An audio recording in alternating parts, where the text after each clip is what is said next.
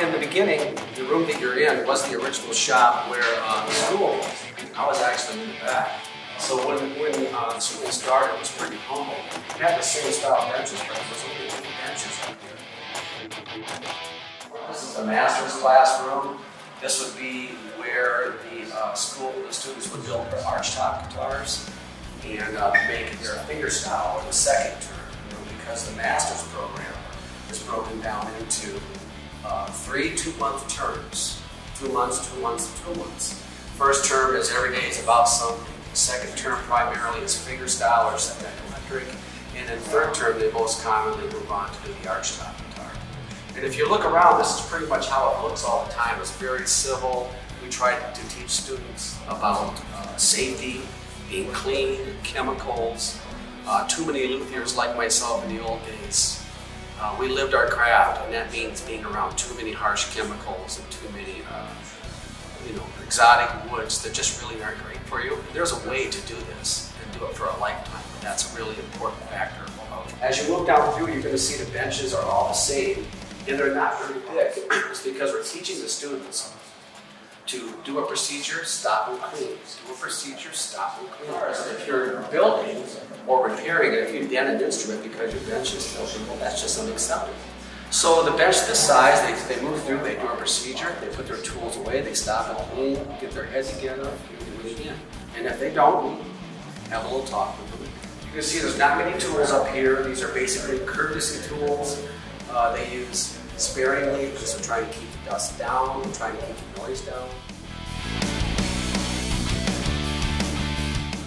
And what we're trying to develop is a well-rounded luthier. And worrying about black buttons on the end of their tuners or the flame isn't good enough. It's like, no, why don't we just concentrate on how to build really great sounding guitars with the materials at hand.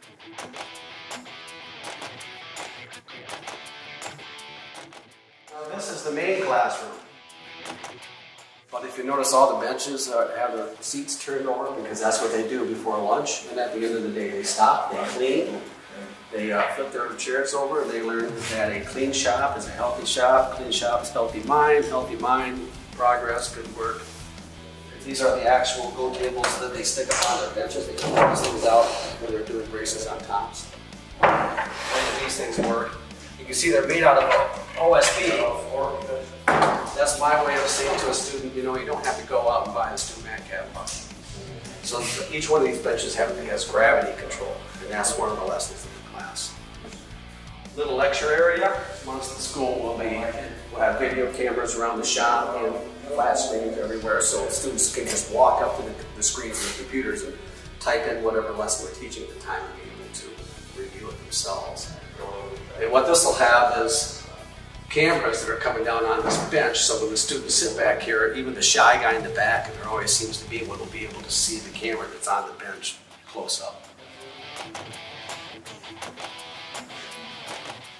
But on a day, like maybe you'll see tomorrow, this is an active room. It's one of my favorite rooms. There's always so much going on.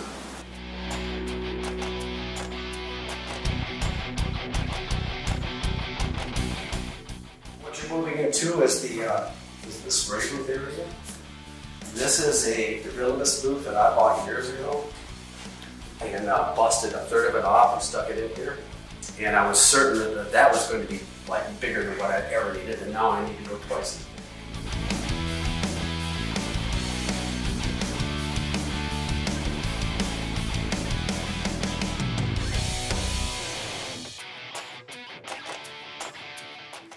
What this area is kind of like a little store, or students come and grab stuff, and we knock stuff in here. Sandpapers, gray stock, bridge plates. I buy overstock from like Hidden Hardwoods or wherever that is in them. So these are some European spruce tops, and I just went through, and we take these about 100 at a time and run our testing on it, and then they get the Gallup certification. So these are the next ones to go through the system. And that's a unique thing that we can kind of get into later on. It's the first language of tone wood. And it's not just for tops, it also works for backs and sides and necks. And that'll be a major ordeal. Everybody's kind of running down that road right now. And you can see that there's the arch top backs up there ready to rock. This is our old maple. We make the cabinets, they're tongue and grooved. Of course, they're mojo tone insides, but the rest of this cane front.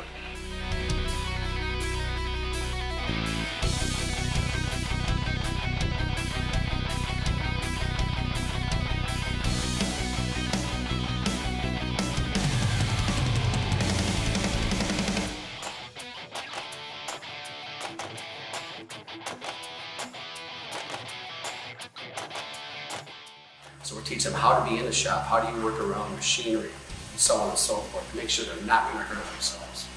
And in all the years we've been doing it, and I've been actually an instructor in the school business since 1983, never had an accident.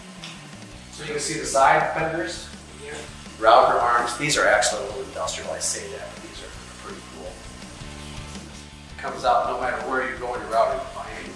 It makes sure that the router is always square to the body, and that's for basic layout stuff. You can see a pantograph arm back there. That's what we carve the artstop stuff on.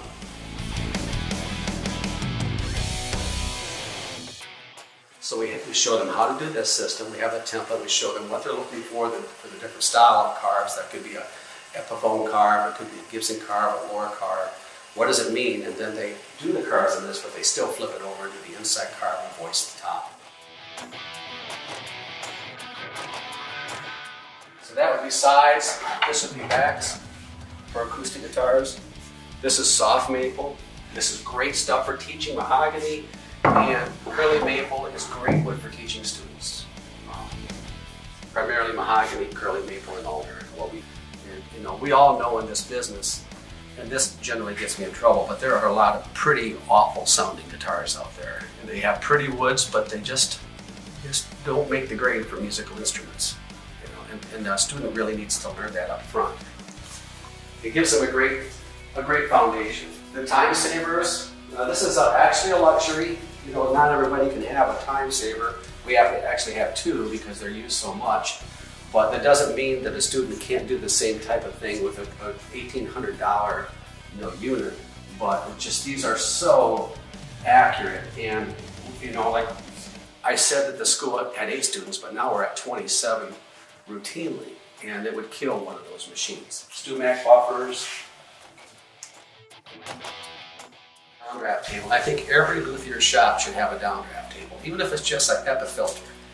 And if they're be dealing with chemicals like naphthas, as we all know are pretty awful, they should have an outdraft table. It should be evacuating those fumes. But a simple cross draft like this is a great unit. So turn it on, just evacuates it. The student comes over here, opens the blasting, and when they sand, chemicals and dust is always heavier than the air itself, so it wants to go down. As long as they're not blowing it around, this does a great job. The first area is the design portion of it, but both Zach and Tyler are stepping up to the plate, which is going to be exciting. That means the very luthiers that are doing the work are going to have their hands right in the mix. That's not something that always happens. And you'll be able to see the CNC. This is a Techno. A Techno machine, and this is an older one, but I think that people make a mistake a lot of times of buying a machine that's overkill. They want to move into a Haas or a Vidal. And they make aircraft parts on those, This department's a lot of fun. I love to come in here. I love to watch Sam and Tyler and Zach make something from the ground up that I know nobody else is doing, design it, move it down here, watch the process go on to a guitar, because the loop is just, well, it's not just amazing, it's very inspiring. You know that it's leading somewhere. And this machine in this department made that happen. A very, very big